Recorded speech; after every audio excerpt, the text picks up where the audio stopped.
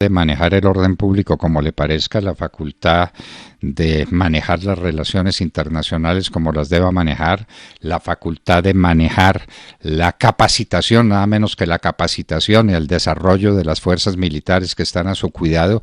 Todo eso ocurrió. Desde el punto de vista jurídico constitucional, ¿cómo lo ve un gran constitucionalista, Andrés Úsuga? Doctor Úsuga, muy buenos días. Buenos días, doctor Fernando, para usted, para todos sus compañeros de la Hora de la Verdad y para toda la opinión pública. Muchísimas gracias por la invitación. Bueno, significación y trascendencia que usted le da a ese fallo de tutela del Tribunal Administrativo de Cundinamarca, que en nuestro parecer le quita al presidente de la República facultades constitucionales esenciales que le pertenecen. Pues, doctor Fernando, yo creería que al menos es un intento y que, pues, efectivamente, o tristemente, podríamos decir, es una pieza jurídica nada loable y bastante precaria, tanto en la forma como en el fondo. Yo invitaría a los colombianos a que ellos mismos la leyeran, porque son 23 hojas que, pues, increíblemente, es un documento que disfraza en términos jurídicos una arenga ideológica y un panfleto político. Fíjese, cosas muy curiosas, y le propongo un ejercicio muy académico de forma muy concreta. Atacan una figura o atacan una redacción constitucional tanto de los artículos 173 como 237 en una constitución que dicen defender o que dicen que ellos mismos, o no que solamente ellos mismos dicen. Yo creería que la izquierda de este país tuvo mucho que ver con la redacción de la Constitución y el texto constitucional de 1991, como bien lo dice nuestro gran amigo en común, el doctor Jesús Vallejo Mejía. Entonces, pues al menos queda uno bastante preocupado porque intentan dar un golpe y miraremos qué dice la Corte Constitucional, que si se pone seria, pues deben cazar ese golpe, por decirlo así, y convertirlo en un putsch, o sea, en un golpe de Estado fallido, y le cuento que efectivamente esa fue mi tesis en la especialización de Derecho Constitucional, los golpes de Estado y la negación del Estado de Derecho. Sí, es bastante interesante mirar al menos esas 23 páginas, doctor Fernando, y ver cómo esos tres magistrados no se centran sobre el problema jurídico, que sería analizar desde el punto de vista del derecho internacional público, del derecho constitucional básico. Y fíjese usted qué curioso, al menos o mínimo desde la semántica, porque creo que la palabra clave de todo era tránsito. Era simplemente analizar si, como decían, esa tutela presentada por 25 senadores, entre ellos 7 abogados, porque así hicimos el análisis, de los 25 senadores son 7 abogados, solamente uno parece ser con especialización en Derecho Constitucional, que es el doctor Cruz Rodríguez, del Valle del Cauca, y cogen esa palabrita tránsito, que es simplemente el análisis sobre una acción, porque tampoco pues es un verbo, un adjetivo, ni un sustantivo, y no hay que ser filólogo para ello, y hacen una presunción de que inmediatamente el tránsito era una permanencia de tropas, que era una permanencia o una plataforma de lanzamiento a un golpe de Estado a Venezuela que tanto les parece ser que les interesa. Tampoco era un estacionamiento de nada, ni siquiera de soldados de tierra, de naves, de aeronaves. Entonces queda uno bien preocupado con eso, porque ni siquiera analizan la palabra tránsito, pero tampoco analizan qué es la palabra tropa, que me parece también crucial saberlo, y es que vengan asesores bien uniformados o de civil, podría ser inclusive, a hacer cualquiera de los verbos que se tienen en la cooperación internacional en materia militar, como la asistencia, la asesoría, la capacitación o el entrenamiento, y no son capaces ni siquiera de analizar que las tropas son personal armado en búsqueda de una operación, y eso lo sabe usted bastante bien también, porque usted es un estudioso de estos temas militares y padre de un buen militar, como fue el teniente Fernando Lundón. Bueno, doctor Úsuga, Este es un problema supremamente complejo porque el presidente de la República perdería parte esencial de sus facultades. No sé, porque no he leído, le confieso que no he leído el documento que usted sí leyó y que usted estudió, me he limitado simplemente a las noticias que del documento se traen y de las consecuencias que tendrían.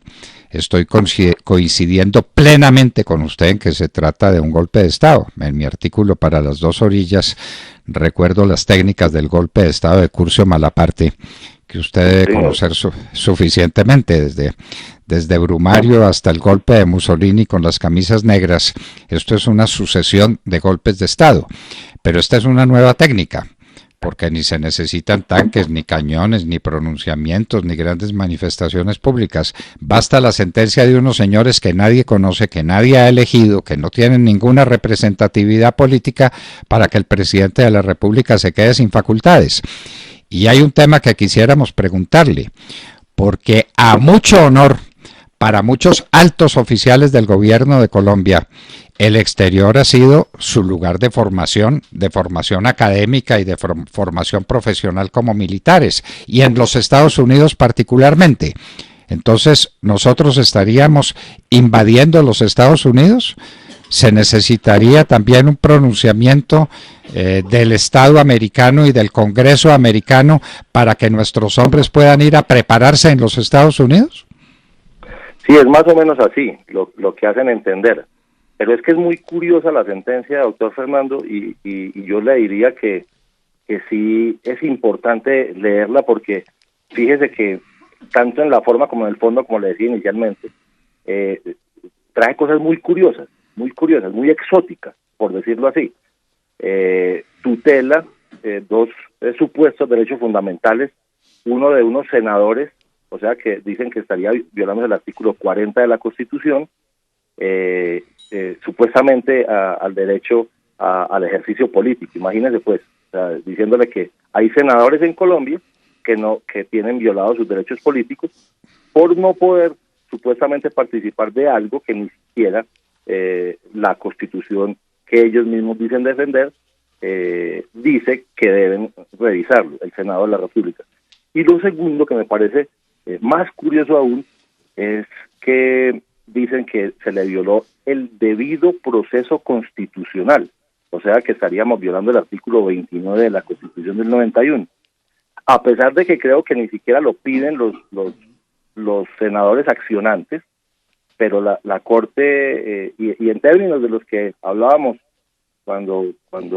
inclusive cuando se estaba dando clase también hace mucho tiempo, sobre extrapetita, en términos ultrapetita o extrapetita, porque eso no lo pidió nadie, pero lo que sí me preocupa mucho es que parece ser que tienen tribunal propio cada que necesitan algo, y existe por ahí la posibilidad de que la magistrada ponente del Tribunal de Cundinamarca, la doctora Bertalucy Ceballos, haya participado también en temas de cuando la tutelatón quiso negar la voluntad del pueblo en esa cantidad de ataques jurídicos que tuvo la voluntad popular, que fue manifestada el 2 de octubre del 2016 en las urnas. Entonces, sí, y fíjense lo que usted nos cuenta también. Entonces, imagínese que no se puede usted enviar ni al Colegio Interamericano de Defensa en Washington, ni a la escuela que queda en Fort Benning, Georgia, ni a la escuela naval, al Naval War College, que queda en los Estados Unidos, donde nosotros orgullosamente mandamos nuestros oficiales y suboficiales a formarse, porque entonces estaríamos violando supuestamente esta misma sentencia, la soberanía de los Estados Unidos. De ese nivel de ridiculez o de absurdo logran ser los argumentos en esta sentencia tan exótica como la calificaría yo. Pero volvemos al tema, y es que si desde el primer problema jurídico presume un concepto errado, pues inexorablemente iba a llegar a una conclusión errática como efectivamente a la que llegó. Nada menos pues que quitarle la facultad al alto mando militar de capacitar sus hombres. de que intercambien opiniones y de que vean otro mundo distinto del mundo en el que ellos están trabajando. Es decir, de abrirse al mundo, que es de lo que se trata en todos los campos, en el campo científico, en el campo académico en general. Uno tiene que abrirse al mundo porque si no se queda encerrado en la parroquia, como diría un gran antioqueño que la gente olvida tanto, que es Fernando González, diciendo que lo que tenemos es un concepto parroquial de la existencia. No, hay que abrirse al mundo. El viaje a pie.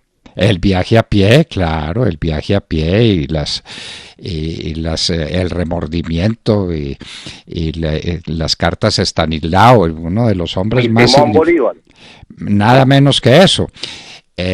Y Fernando González ha sido muy olvidado y decía, aquí la única persona con visión cósmica de la existencia fue Simón Bolívar y los demás lo que tenemos a lo sumo es una visión parroquial.